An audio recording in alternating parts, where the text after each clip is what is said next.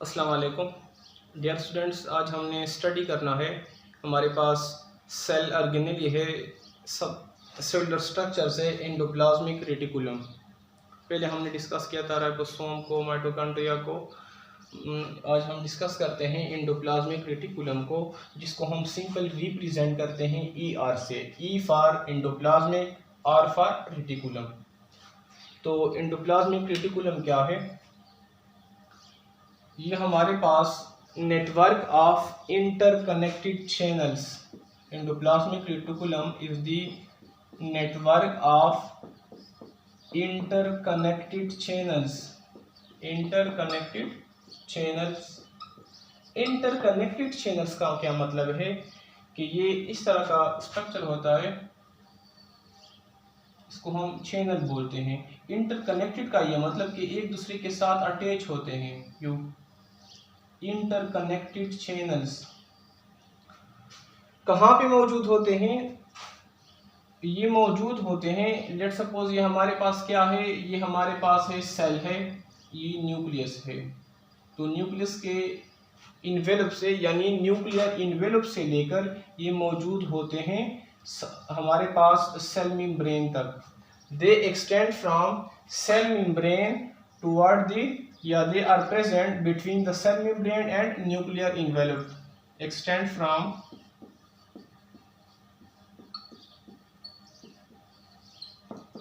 cell membrane toward nuclear envelope. हमने ये कहा कि हमारे पास एंडोप्लाज्मिक रेटिकुलम क्या है? नेटवर्क ऑफ, नेटवर्क बोलते हैं, जाल को बोलते हैं, बहुत ज़्यादा को बोलते हैं।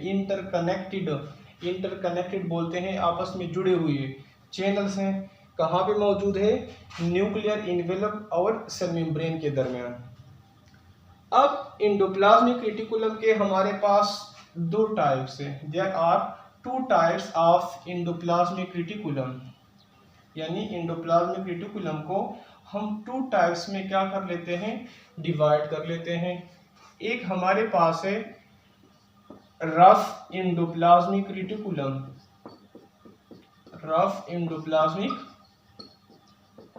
रेटिकुलम अगर पेपर में आ गया तो एक दफा तुम लोगों ने कंप्लीट नाम लिखना है, उसके बाद तुम लोग शॉर्ट लिख सकते हो कि RER, R for rough, ER for endoplasmic reticulum. ये नहीं कि स्टार्ट में लिखो कि RER, वो क्या होगा? गलत होता है। एक दफा कंप्लीट नाम लिखना होगा, साथ में एब्रिविएटेड से ज़ाहिर, उसके बाद अगर बार बार यूज होता है तो तुम लोग RER या ER यूज कर सकते हो। तो रफ एंडोप्लाज्मिक रेटिकुलम को रफ एंडोप्लाज्मिक रेटिकुलम क्यों कहते हैं?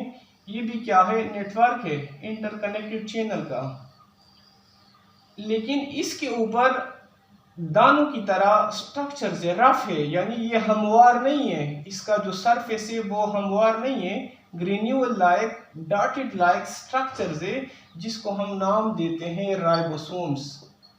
राइबोसोम्स एंडोप्लाज्मिक रेटिकुलम है, इसके ऊपर हम जो ऊपर वाली सतह है वो हमवार नहीं है, बल्कि उस पे क्या है? उन पे दानों की तरह स्ट्रक्चर है, जिसको हम बोलते हैं राइबोसोम।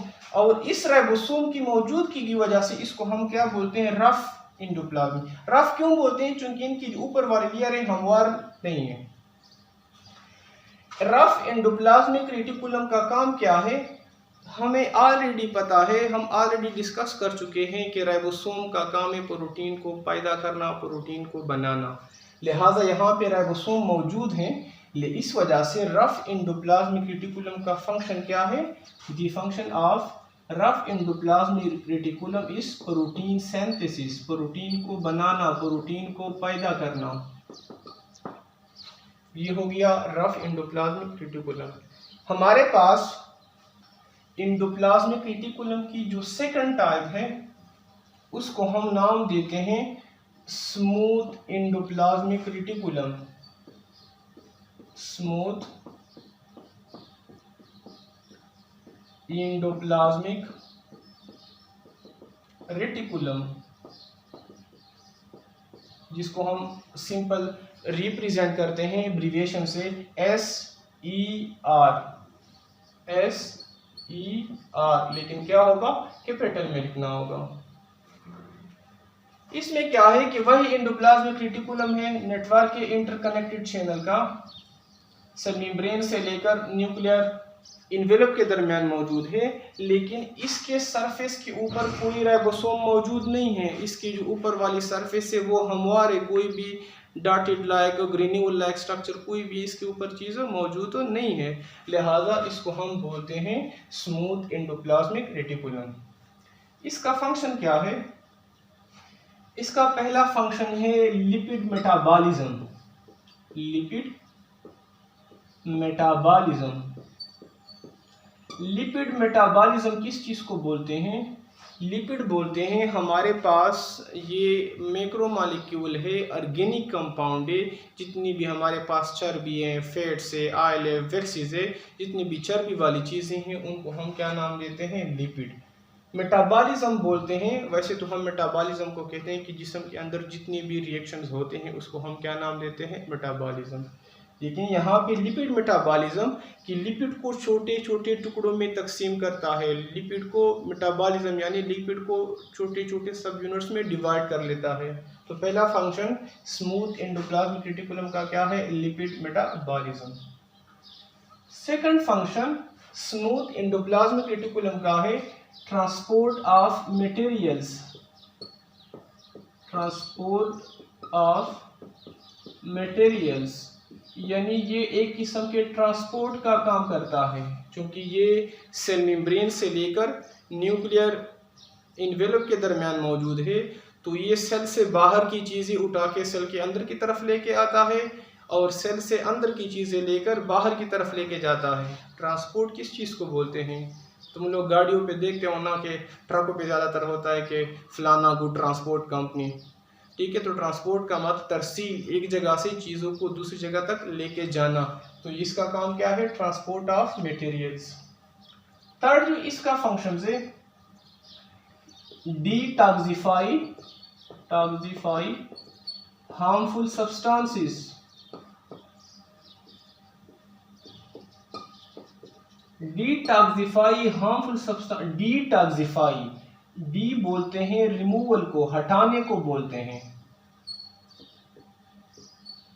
टॉक्सिफाई बोलते हैं निकला हुआ है टॉक्सिक से। टॉक्सिक बोलते हैं नुकसानदेह को, जहरीली चीजों को।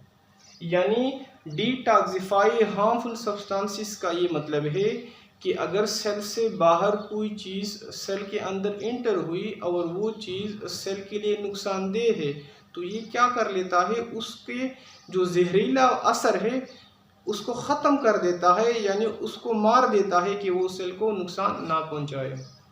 आज हमने डिस्कस किया एंडोप्लाज्मिक रेटिकुलम में। समरी में हम आते हैं। हमने ये कहा कि एंडोप्लाज्मिक रेटिकुलम क्या है? हमारे पास इंटरकनेक्टेड नेटवर्क के चैनल्स का, इंटरकनेक्टेड का मतलब है कि आपस में मिले हुए हैं। कहाँ पे मौजूद है? सेल मेम्ब्रेन और न्यूक्लियर इन्वेलप के दरमियान मौजूद है। इसके टू टाइप्स हैं, एक को हमने रफ एंडोप्लाज्मिक रेटिकुलम का नाम दिया, दूसरे को हमने स्मूथ एंडोप्लाज्मिक रेटिकुलम का नाम दिया। रफ को हमने रफ इस वजह से कहा कि उसके ऊपर राइबोसोम मौजूद हैं, स्मूथ के ऊपर राइबोसोम मौजूद नहीं है। सिंपल सा इसके अंदर क्या है? डिफरेंस है। वहाँ पे राइबोसोम मौजूद है तो हमें पता है कि राइबोसोम का काम क्या है? प्रोटीन को पैदा करना। यहाँ पे राइबोसोम मौजूद नहीं तो उसके 3 काम है। कौन कौन से हैं? लिपिड मेटाबॉलिज्म है, लिपिड को टुकड़ों में तकसीम करना, सामान को लेके जाना और हार्मफुल सब्सटेंसेस को डिटॉक्सिफाई करना। तो ये तुम लोग अच्छी तरह तैयार करो। शॉर्ट क्वेश्चन में आता है, ज़्यादातर इनके आते हैं फंक्शन ऑफ एंडोप्लाज्मिक रेटिकुलम। अगर फंक्शन ऑफ एंडोप्लाज्मिक रेटिकुलम आ गया तो तुम लोगों ने स्मूथ एंडोप्लाज्मिक रेटिकुलम के फंक्शन भी लिखने हैं और रफ एंडोप्लाज्मिक रेटिकुलम के फंक्शन भी लिखने हैं, यानी टोटल 4 फंक्शन बनेंगे। तो ये क्या होगा? तुम लोग का शॉर्ट क्वेश्चन बनेगा। इसके साथ साथ ये एमसीक्यूज में भी आ सकता है कि कहाँ से कहाँ तक मौजूद है, स्मूथ और रफ में क्या डिफरेंस है। That's all about the endoplasmic reticulum.